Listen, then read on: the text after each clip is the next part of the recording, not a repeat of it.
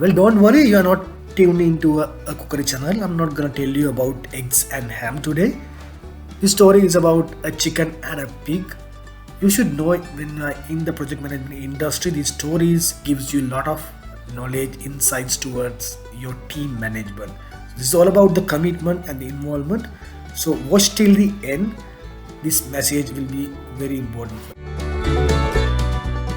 But before I begin, don't forget to click that fat subscribe button down below so you will not miss any of my videos.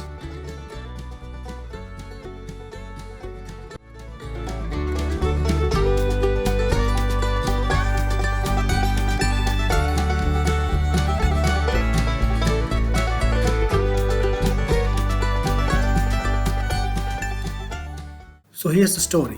Once in a farm there was a chicken and a pig. One day the chicken decides that two should start a restaurant. Hey, we should start a restaurant. The pig is intrigued by the idea and says, That sounds great. I'm an entrepreneurial type of hawk. I'm sick of working for the farm. But what are we going to call the restaurant? chicken thinks. Well, ham and eggs. To which the pig replies, No thanks. I'd be committed, you'd only be involved. Now, the moral of the story. The difference between commitment and involvement. This story is told in Scrum circles to point out a difference between commitment and the involvement. The involvement, the fact or the condition of being involved with or participating in something. Commitment, the state of quality of being dedicated to a cause. The chicken and the pig is simple but very effective way of illustrate the difference between involvement and commitment. In the business world, the difference between the two can be the difference between a good team and a great team. Commitment to build the mutual trust and respect and having open and honest dialogue won't necessarily mean the team will encounter fewer issues or find themselves free from pressure in the future.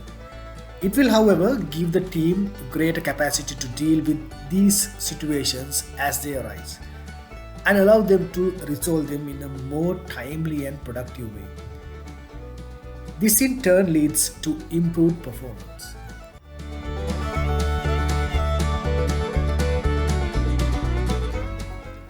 There are three characteristics of a committed team. Number one, the mutual trust and the respect. Number two, a clear and shared understanding of the behavior that leads to a higher performance. Number three, an open dialogue, an open conversation.